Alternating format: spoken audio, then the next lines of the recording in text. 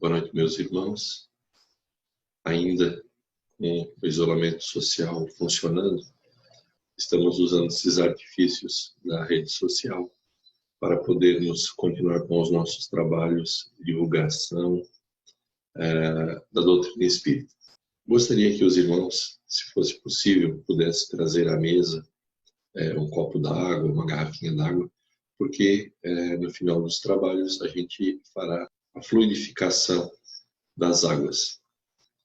Nesse momento, pedimos que todos os irmãos volvam seus pensamentos para o mais alto, para que Deus, Jesus, Bezerra de Menezes e toda a sua espiritualidade possa derramar sobre todos aqueles que estiverem assistindo este vídeo as suas bênçãos e assim possamos todos congregar mentalmente com uma só energia. Pai nosso que estás no céu, santificado seja o vosso nome, venha a nós o vosso reino, seja feita, Pai, a tua vontade aqui na terra como no céu. O pão nosso de cada dia nos dai hoje, perdoai as nossas dívidas, à medida que perdoarmos quem nos deve. E não nos deixeis cair em tentação, mas livra-nos, Senhor, de todo e qualquer mal, hoje e sempre. Hoje teremos a participação do nosso irmão Gilberto Lima, trabalhador desta casa, que irá falar sobre o assunto Quando a Morte nos Visita. Gilberto, a palavra é contigo. Olá. A União Regional Espírita, Nona Regional Espírita, Nona URI, programou para este ano diversas palestras com diversas temáticas. Uma das temáticas escolhidas é Quando a Morte nos Visita. Mas isto foi feito, foi escolhido, foi determinado antes do aparecimento do coronavírus. Aí chega o coronavírus com um recado aterrador. A morte está batendo na nossa porta. O que fazer? Desesperar? Morreu, acabou? Realmente é muito difícil encarar a morte de frente. Agora, se a gente não tem uma base de espiritualidade, então fica bem mais difícil. Nós sabemos que o materialismo não prepara ninguém para a morte, só a formação espiritual. Mas uma coisa é a teoria, a outra é a realidade da vida quando a situação se apresenta. E tem espírita que ainda não está preparado para a morte. E a pergunta que eu tenho que fazer nesse instante é a seguinte: eu me incluo neste grupo? Seja por coronavírus, seja por outra causa, a morte é uma realidade. Ela está sempre na nossa porta, na nossa vida e na vida das pessoas que nós amamos. Apenas por curiosidade, no Livro dos Espíritos, a palavra morte aparece 185 vezes. Aí vem a quarentena para expor as nossas fragilidades da marra. Nós nascemos, nós morremos muitas vezes, renascemos e continuamos nos acertos e nos desacertos das provas e das expiações. Continuamos repetindo as lições não aprendidas, indo e vindo e tornando a voltar. Que a morte continua nos causando tanto impacto. Quando a gente pode partir daqui a pouco, ninguém sabe. Ou quando isto pode acontecer com os nossos entes queridos, nós somos forçados a refletir sobre a fragilidade da vida material e sobre a importância da vida espiritual. É importante que a gente faça isso agora, enquanto ainda estamos do lado de cá. E o Espiritismo nos permite fazer esta reflexão. Entender a essência da vida e a breve passagem pela vida material. Do outro lado da vida, não há milagres. A morte não nos transforma num passe de mágica. A situação que nós vamos encontrar lá é exatamente a mesma que estamos construindo aqui, agora. Por isso, mãos à obra. Vamos nos espiritualizar. Esforcemo-nos para pôr em prática os ensinamentos espíritas. E isto, sim, é que vai fazer a grande diferença. O Espiritismo veio nos ensinar todas as coisas e lembrar o que Jesus nos disse. 1. Meu reino não é deste mundo. Jesus se refere aqui, é claro, ao mundo do espírito imortal, ao mundo espiritual. E a introdução do Livro dos Espíritos diz o seguinte: o mundo espiritual é o mundo normal, primitivo, eterno, pré-existente, ou seja, existe antes, e sobrevivente a tudo, ou seja, vai sempre existir. O mundo corporal é secundário.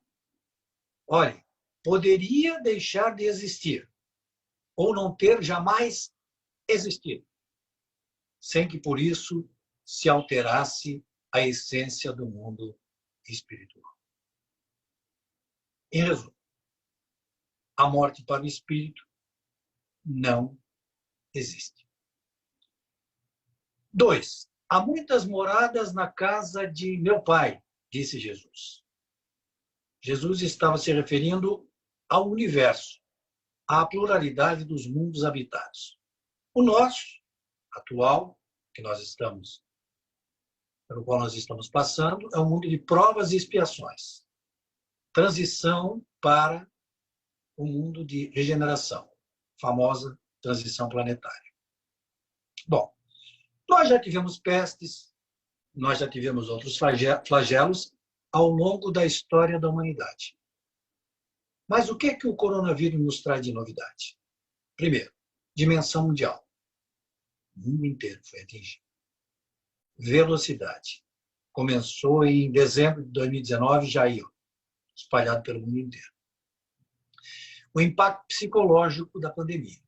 Muito grande o impacto. Atemoriza todo mundo no mundo inteiro. No livro A Gênese, um dos 5, que fazem parte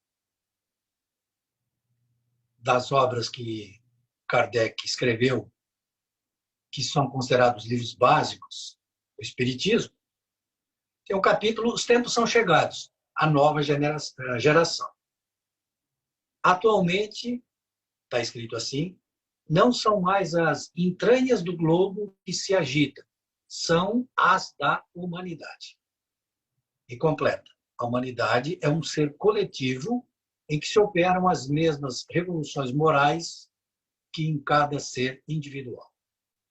Entranha moral é o mundo íntimo, é o psicológico, é o abalo psíquico pelo qual nós estamos passando. Entranhas do globo. Ou seja, entranhas da humanidade.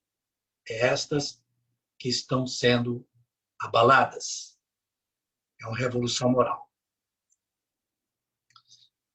3, terceira afirmação de Jesus, ninguém poderá ver o reino de Deus se não nascer de novo.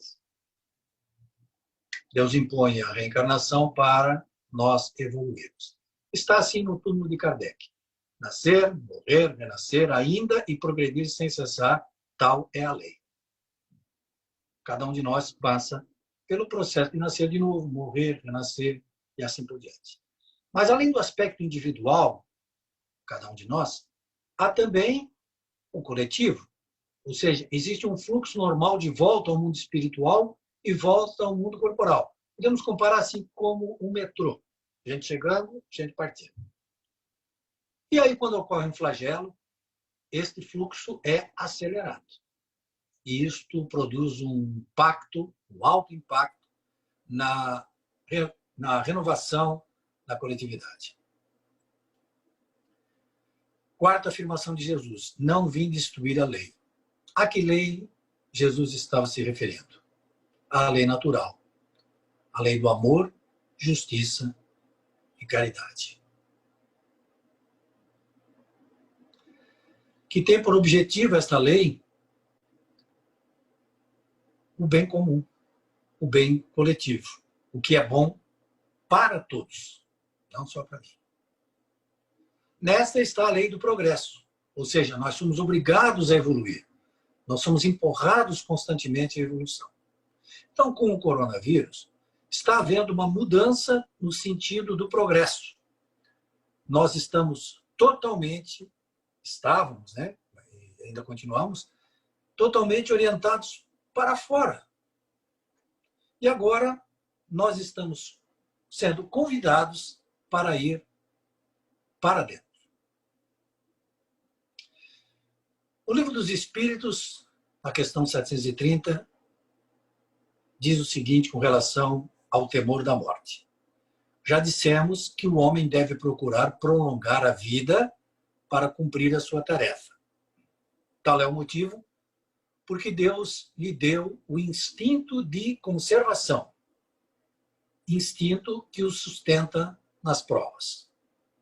A não ser assim, se não fosse assim, ele muito frequentemente se entregaria ao desânimo. A voz íntima que o induz a repelir a morte lhe diz que ainda pode realizar alguma coisa pelo seu progresso. A ameaça de um perigo constitui aviso para que ele se aproveite da dilação que Deus lhe concede. Mas ingrato homem rende graças mais vezes à sua estrela do que ao seu Criador. Na questão 961, Kardec pergunta aos espíritos: qual o sentimento que domina a maioria dos homens no momento da morte? A dúvida, o temor ou a esperança? Antes de eu ler aqui a resposta, pense você, no seu caso. Dúvida, temor ou esperança? E os espíritos respondem assim: depende. A dúvida, os céticos empedernidos, daqueles teimosos mesmo. Né? O temor, nos culpados. E a esperança, nos homens de bem. Então, o sentimento que domina os homens de bem no momento da morte é a esperança. Para o espiritismo, a morte é a destruição do corpo físico, da roupa. É um instante e meio a um caminho infinito. A gente está vindo, passa por essa encarnação e depois vai em frente. Terceiro, é uma transição e não um ponto final. É uma passagem. Bom, dito assim parece frio, né? Mas e os nossos sentimentos? E as nossas emoções? Bem, a saudade, por exemplo, da ausência dos nossos entes queridos. Com relação à saudade, são duas reações diferentes. Primeiro, o desespero. Quando acreditamos que a separação é irremediável, quando a gente não acredita ou não confia em Deus, então bate o desespero mesmo. Mas também tem uma outra reação, que é a certeza do reencontro, quando a gente confia na bondade de Deus. Numa separação física, por exemplo, isolamento, a que nós estamos submetidos agora, né? A gente faz o contato com os nossos entes queridos pela internet, mas não é a mesma coisa que fisicamente. Esse fim de semana, recebemos rapidamente a visita lá embaixo do prédio de familiares e uma festa, né? Porque a vibração é diferente quando a gente está presente. É claro que é, né? A gente sabe disso.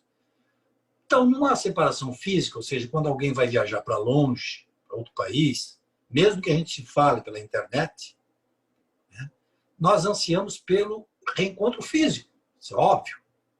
E assim também ocorre em relação aos que foram para o mundo espiritual, os nossos familiares. Natural, compreensível. Agora, a certeza da retomada do afeto e projetos comuns do futuro é consolador. É isso que faz enorme diferença, né? Faz com que a esperança possa ser tranquila e confiante. Deus não cometeria a maldade de separar definitivamente dois seres que se amam. A essência da vida é o outro.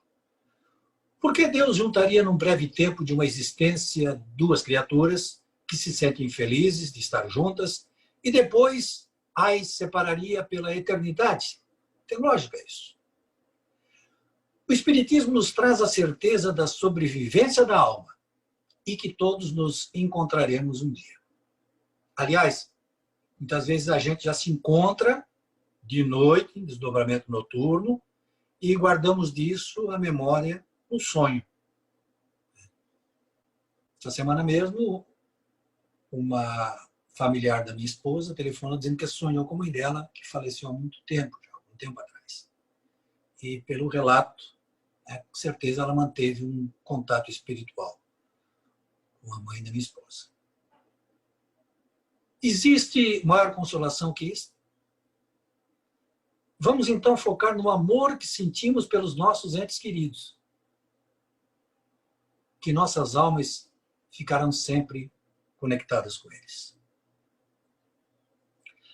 Mas tudo bem, eu compreendo isso, né? Entendo que nós somos espíritos imortais, entendo que nós vamos para um mundo, né, espiritual, que é um mundo verdadeiro, mas eu temo a morte porque, para mim, a morte dói muito. Eu tenho medo da morte, porque ela dói muito. Bom, Kardec fez essa pergunta para os espíritos. Sabe o que eles responderam? O corpo quase sempre sofre mais durante a vida do que no momento da morte. E aí, eles explicam na questão 155 o seguinte: quanto mais o espírito estiver identificado com a matéria, mais sofre para separar-se dela. Então, o que nos cabe fazer é nos espiritualizarmos. No Livro dos Espíritos, questões 737 e 740, Kardec pergunta qual é o fim dos flagelos destruidores, das pestes, intempéries, etc. Para que serve?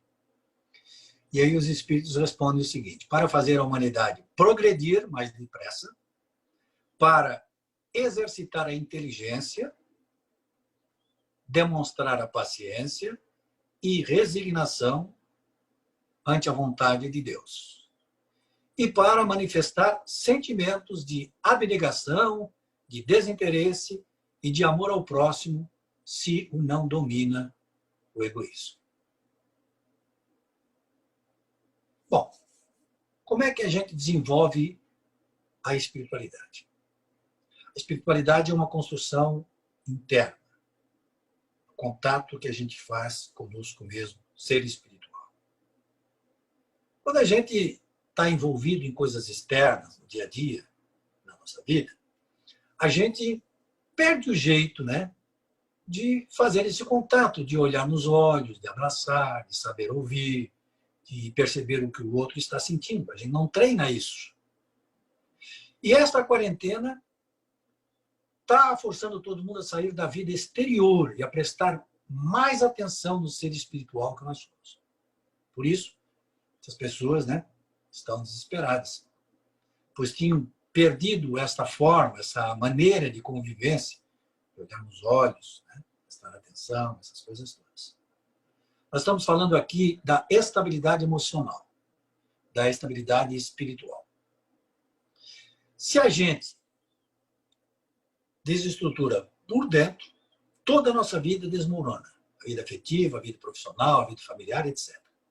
Cuidar desse alicerce, principalmente hoje, nesse instante histórico, é vital. Primeiro, a gente precisa fazer uma conexão com Deus. Estar de manhã já pensando em Deus, agradecendo a Deus. Dormir, passar o dia focado, sintonizado com Deus, dormir à noite, fazer uma oração. Ou seja, manter uma conexão com Deus, que é a fonte da vida. Isso é essencial. Segundo, nós precisamos aprender a lidar com as emoções de maneira mais madura. Tristeza, raiva, frustração, inveja. Porque por não ter essas habilidades emocionais, muitas pessoas estão desabando nesta quarentena.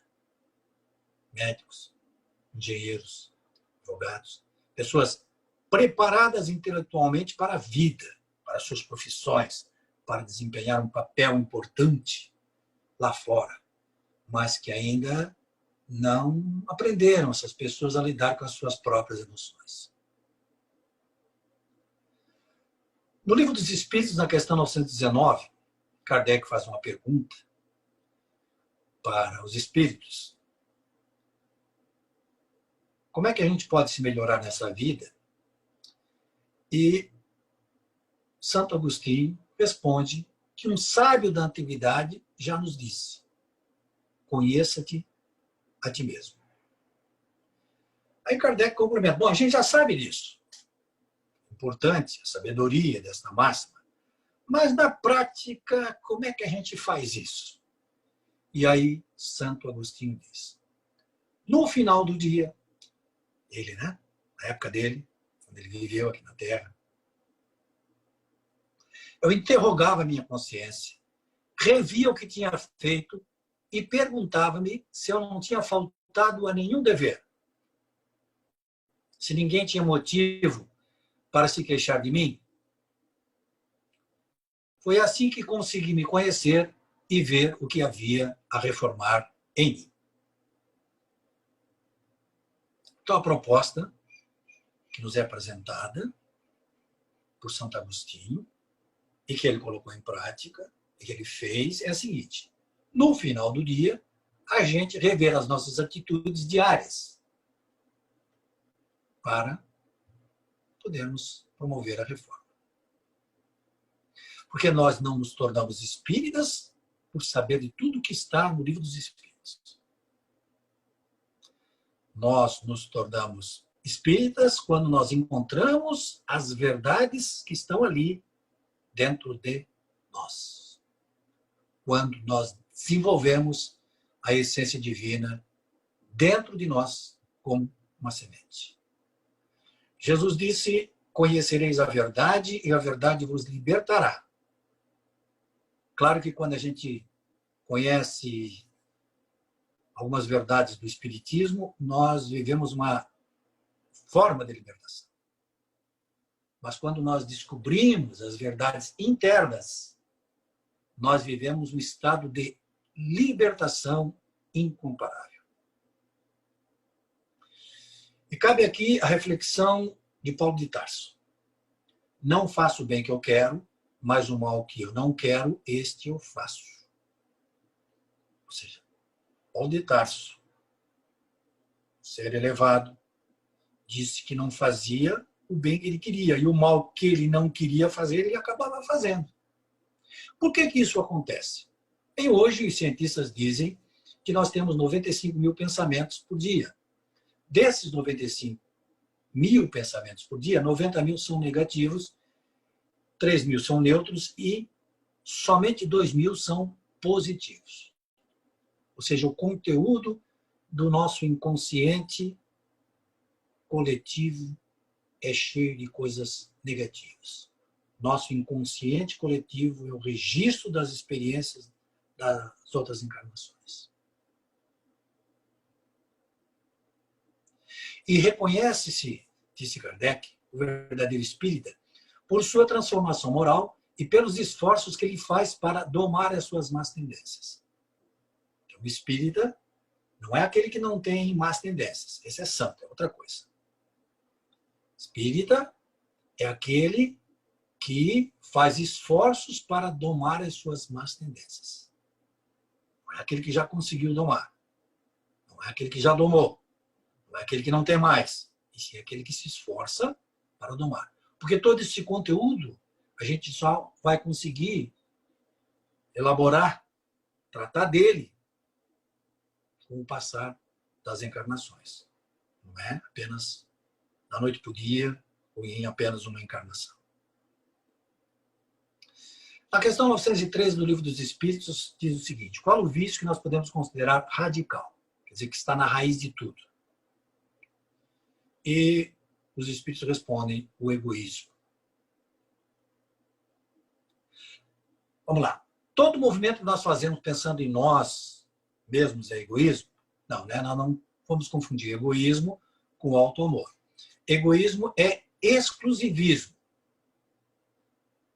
Não é egoísmo eu pensar em mim, olhar para mim, cuidar de mim. Isto é auto-amor. Egoísmo é eu só pensar em mim, só olhar para mim, só cuidar de mim. Na verdade, o egoísmo é o ego doente. O ego é esse jeito, né, de pensar, de agir no mundo nosso. O egoísmo é quando o ego não sabe qual é o seu lugar, né, e se coloca no lugar mais importante do que ele deveria estar. Então, o ego está com um problema. É o ego doente. E o ego doente é egoísmo. Esse é o conceito. Então, existe uma manifestação saudável do ego e uma manifestação adoecida. E a tarefa nossa na quarentena, nós devemos aproveitar para fazer isso, é identificar nas nossas atitudes diárias o ego saudável e o ego adoecido. Como é que a gente faz isso? Prestando atenção nos comentários que a gente faz pela internet, como é que nós nos comportamos com relação às pessoas que estão conosco na nossa casa, como é que nós expressamos as nossas emoções, principalmente porque as emoções são reações automáticas. Exatamente como nós vimos ali, do nosso inconsciente. Porque o nosso consciente, se ficasse guardadinho lá, né, não teria problema assim, em termos, né? Mas não. O nosso inconsciente, ele se manifesta, a gente querendo ou não. Quando a gente vê, ele já está nos bombardeando, está se manifestando. Então, a maneira que a gente tem para fazer é prestar atenção nas nossas emoções, nas nossas reações, mais importante, né, que a gente observe. Não devemos julgar. Porque quando a gente julga, ai meu Deus, eu estou fazendo isso, a gente bloqueia, manda para lá para o inconsciente, joga na sombra, e a sombra fica mais densa. E a gente, em vez de estar fazendo uma coisa boa, está se prejudicando. Vamos lá, primeiramente, interferência do envolvimento emocional nas nossas intervenções pela internet. Muita atenção com os nossos envolvimentos emocionais, quando a gente se manifesta pela internet. Principalmente quando lida com política, com religião, esporte, futebol, né? A gente tem que tomar bastante cuidado. O Sandro Klinger, que é um psicólogo conhecido, espírita, ele diz que nos Estados Unidos é feita uma pesquisa toda vez que tem eleição. Eles pegam 100 eleitores de um candidato e 100 eleitores de outro candidato. Eles analisam as pessoas, colocam um scanner cerebral e percebem a reação dessas pessoas diante da manifestação do seu candidato e da manifestação do candidato adversário.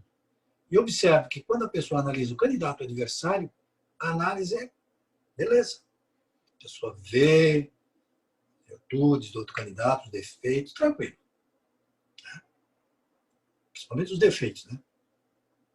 Enxerga com perfeição os defeitos. Mas quando essa pessoa analisa o seu candidato, o candidato de sua preferência, o comportamento é diferente. A pessoa está emocionalmente envolvida nessa análise e não enxerga muita coisa. E aí a gente tem que começar a prestar atenção se quando a gente está se manifestando na internet, no Facebook, no WhatsApp, como é que a gente está agindo. E mesmo que a gente não esteja reagindo, que a gente esteja só prestando atenção, a gente observe Quando um determinado comentário sai do nosso candidato contra ele ou contra o adversário, mesmo que a gente não escreva nada, mas prestar atenção como é que nós pensamos naquele momento que a gente lê aquele comentário. A gente está, nesse instante, fazendo uma análise das nossas emoções, das nossas reações automáticas do nosso inconsciente. Algum tempo atrás eu participei de uma... Eu digo isso porque, assim, ó, o que é que se recomenda? Um médico, por exemplo, não deve atender alguém da sua família. Ele está emocionalmente envolvido naquela situação e, com certeza, não irá fazer o exercício da sua atividade profissional de maneira tranquila. Eu digo isso porque eu já tive a oportunidade, né, me lembrei disso quando estava preparando essa palestra, que eu fui fazer uma audiência para uma pessoa da família. E, normalmente, em audiências, eu sou muito tranquilo, muito calmo. E, nessa audiência, eu não explodi. Eu me excedi. E depois, chegando no escritório, eu refleti, peguei o telefone, falei com uma advogada, da parte contrária, pedi para a gente se reunir num local, acabamos nos reunindo e fizemos um acordo. E quando terminou o acordo que nós assinamos, ela chegou para mim e disse assim: mas aquela pessoa que estava lá na audiência não era você, né? Era eu, sim. Só que eu estava envolvido emocionalmente e perdi o controle. E a gente não percebe isso na hora, né? O egoísmo é complicado. A gente olha, por exemplo, o número de mortos na internet, onde é que o coronavírus está atacando mais, e agradece a Deus porque não chegou aqui, não atingiu nenhum familiar nosso. Mas e se atingir? Ou quando atingir? E aí Deus vai ser injusto conosco? Se a gente pensar assim, isso é egoísmo. Porque ainda nós somos possessivos. E quando ocorre uma separação por causa de morte, na verdade é um exercício de desapego que a gente está fazendo, é uma ferramenta divina necessária para a nossa evolução. Outro exemplo clássico, né, é a rede de retenção. Quer dizer, tem um familiar nosso que está doente, está para morrer, e a gente fica emitindo pensamento, retendo ele, né, para que ele fique, e isso muitas vezes faz com que os espíritos encarregados do desligamento tenham que nos afastar dali, para que a gente não atrapalhe o processo de desligamento. E por que a gente age assim? A gente age assim também por egoísmo. A gente quer que aquele ser fique conosco mais tempo, mesmo que sofra. Nós estamos pensando em nós, né? Mas a gente tem que se lembrar que Deus é que sabe o momento certo quando a morte ocorre. Tudo está na justiça, bondade de Deus. E a culpa? Eu fiz uma coisa errada, o que se espera quando eu faço? Que eu me arrependa, que eu corrija, que eu repare. Mas às vezes eu vou lá e digo alguma coisa indevida na internet e depois eu fico me lamentando. Meu Deus, eu não devia ter feito isso. E aí eu fico me punindo, consumindo por dentro por causa daquela atitude. Isso é egoísmo. Porque o que é que eu tinha que fazer? Eu tinha que ir lá e pedir desculpa. Resolver o problema. Reparar o problema. Corrigir o problema que eu causei. Mas é difícil, né? Eu olho lá na internet, no Facebook, né? Há um senhor abraçado com uma moça bonita. E às vezes vem aquela ideia assim, né? Bom, ele está assim Ela está com ele porque ele é uma pessoa rica, bem rica. Me passa pela minha cabeça a possibilidade de que se trata de uma companhia agradável. A gente nunca pensa. O que ele tem de bom em si para aquela pessoa querer ficar ao lado dele? A gente vai sempre diminuir o outro, ter esse pensamento de diminuição do outro. Às vezes até fazer comentários sobre isso. Porque o ego, nosso ego, não sabe o lugar dele e ele do outro. Medo patológico. Vamos lá. O ego que se esconde. A gente sabe que a finalidade do medo é um aviso, um alarme, é um mecanismo de defesa, de luta ou fuga. Não é um impulso negativo. Existem alguns momentos em que ter medo é saudável. Por exemplo, a casa vai cair, eu percebo, né, está desmoronando, e recebo aquele alerta e saio correndo. Agora, muitas vezes é a manifestação do ego adoecido. Vamos fazer um exemplo atual. Como a gente não está se encontrando na casa espírita, a gente faz o contato por esse aparelhinho aqui, muito bom, ótimo, pela internet. Tem gente que tem medo da internet.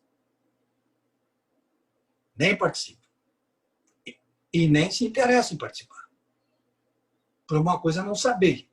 Outra coisa é não arrumar um jeito de aprender. Mas ainda tem outros que participam e ficam ali quietinho. E quando se pede para essa pessoa fazer a oração, a pessoa diz assim, pede para outro. Não estou bem sintonizado. Na verdade, a maioria das vezes a gente tem medo, né?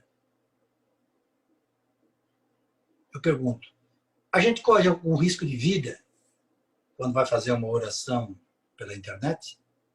Não, né? Quem corre risco é o ego.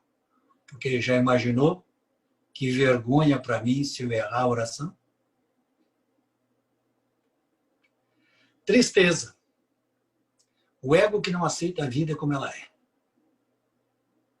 A tristeza, a gente sabe que ela ajuda a sofrer, né? O corpo libera substâncias químicas da família da endorfina que bloqueiam os receptores de dor e produzem uma anestesia curativa da angústia. Estou lendo isso aqui, tá? É parente próxima da morfina e tão poderosa quanto ela. Ou seja, a tristeza literalmente lava e limpa a dor de perder alguma coisa ou alguém em nossas vidas. Então, tem um efeito terapêutico. Agora, vou ficar triste na quarentena? Por ter sido atingido por esse vírus que tomou conta do planeta? Vou dizer assim, se era para ser desse jeito, eu não queria ter vindo. Ou então, Deus tinha que ter perguntado para mim o que é que eu achava.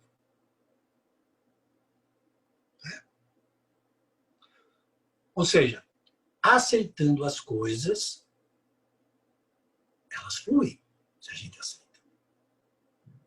Porque vai acontecer, a vontade de Deus. Deus permite.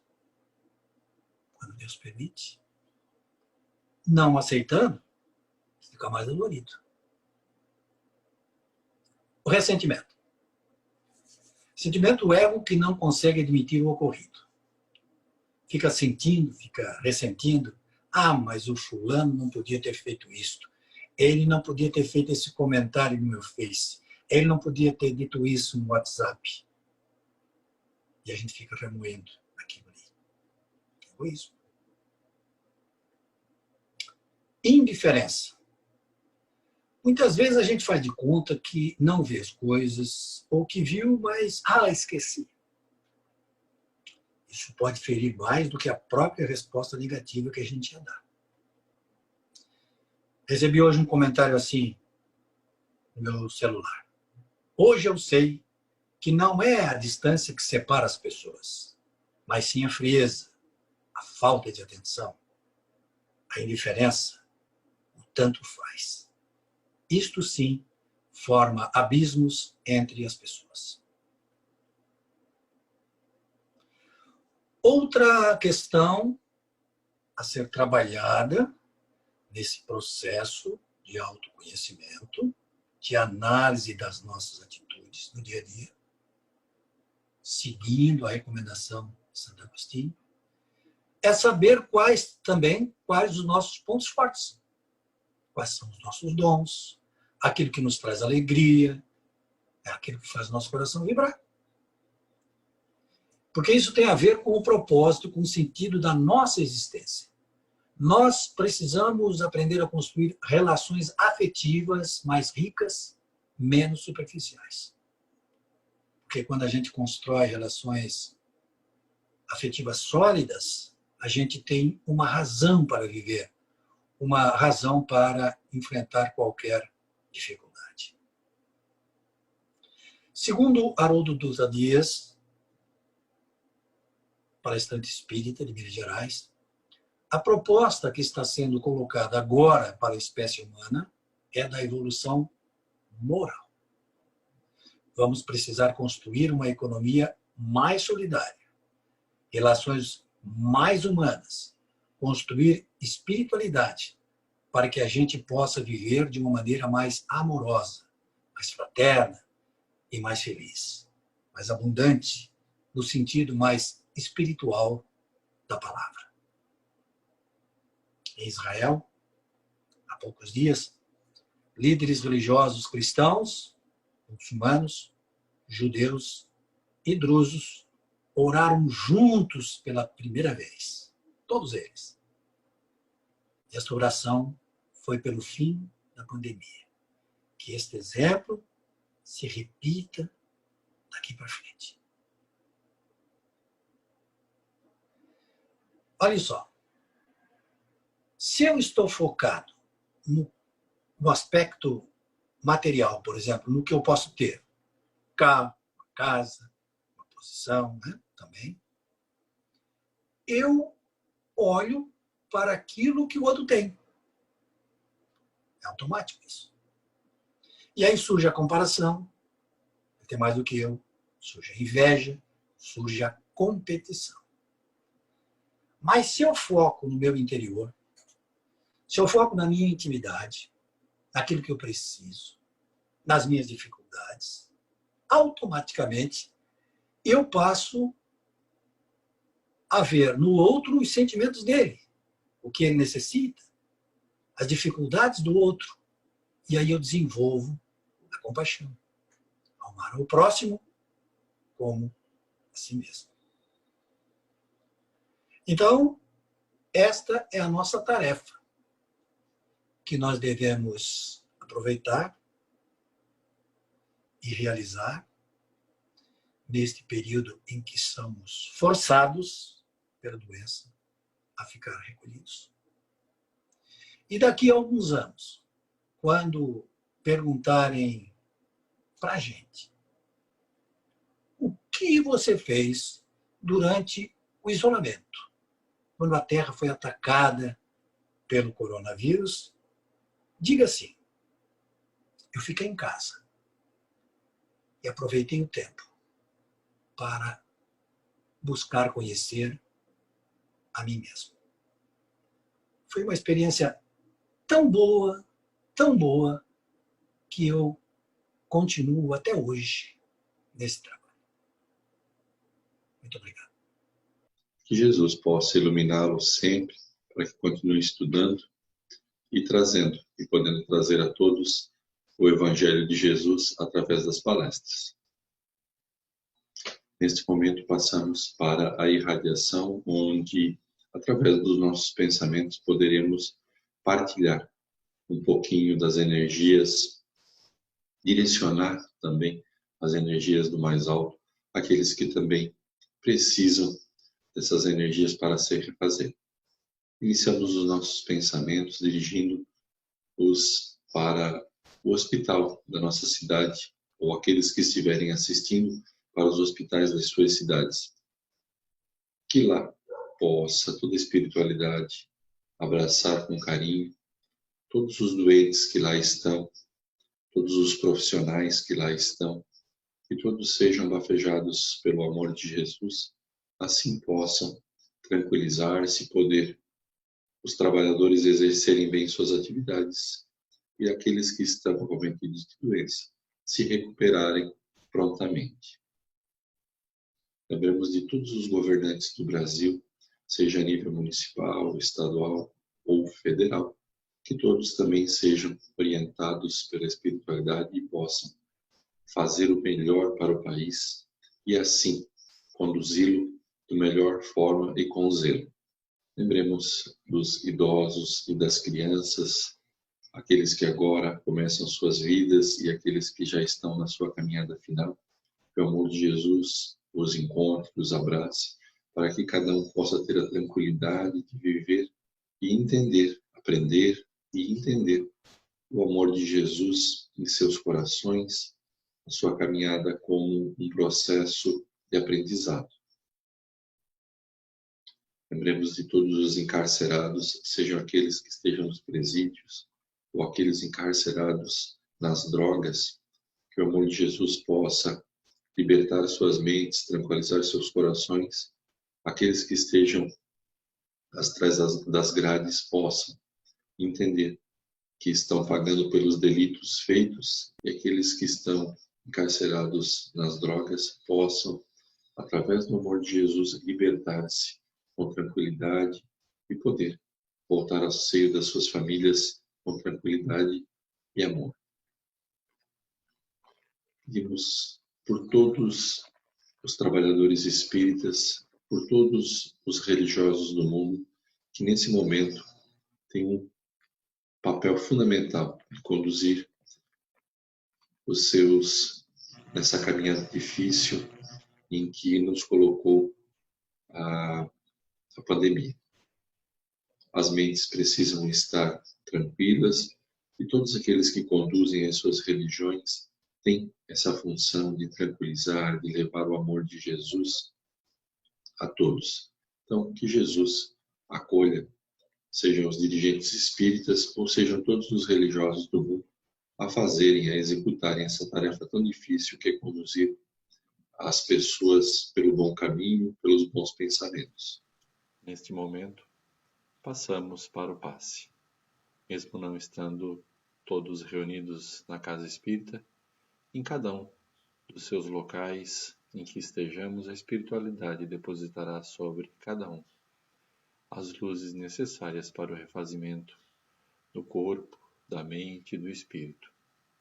Pensemos em Jesus, pensemos em Deus, pensemos no mais alto, levando o nosso espírito para, assim, recebermos todos os eflúvios e energias necessários para a nossa melhor constituição.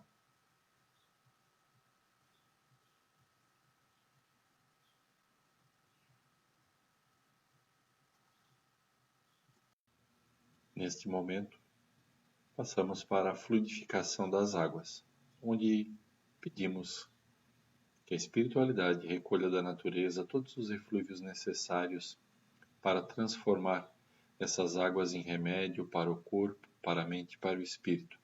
Todos aqueles que delas fizerem uso possam se restabelecer fisicamente, mentalmente e espiritualmente. Nesse momento, encerramos os nossos trabalhos, agradecendo a Deus a possibilidade de nos reunir mesmo virtualmente e assim orando. Pai nosso que estás no céu, santificado seja o vosso nome, venha a nós o vosso reino, seja feita, Pai, a tua vontade aqui na terra como no céu. O pão nosso de cada dia nos dai hoje, perdoai as nossas dívidas, à medida que perdoarmos quem nos deve. E não nos deixeis cair em tentação, mas livra-nos, Senhor, de todo e qualquer mal, hoje e sempre. Em nome de Deus, em nome de Jesus, em nome de toda espiritualidade, coordenada por Bezerra de Menezes, encerramos os trabalhos dessa noite. Que assim seja.